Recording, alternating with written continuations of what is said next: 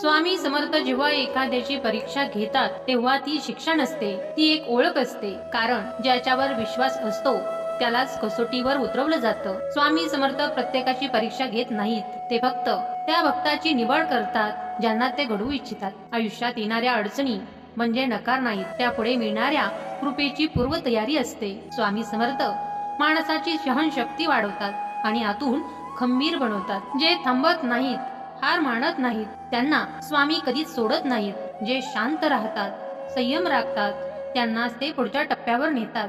विश्वास ढळला की मार्ग धूसर होतो, पण विश्वास घट्ट केला की उत्तर आपोआप सापडतं. स्वामी समर्थ कधीच घाई करत नाहीत, ते नेहमी योग्य वेळेचीच निवड करतात. म्हणूनच भक्ताने फक्त एकच गोष्ट करावी, संयम ठेवावा आणि श्रद्धा सोडू नये. कारण स्वामी समर्थ जे करतात ते आपल्या भल्यासाठीच करतात. श्री स्वामी समर्थ.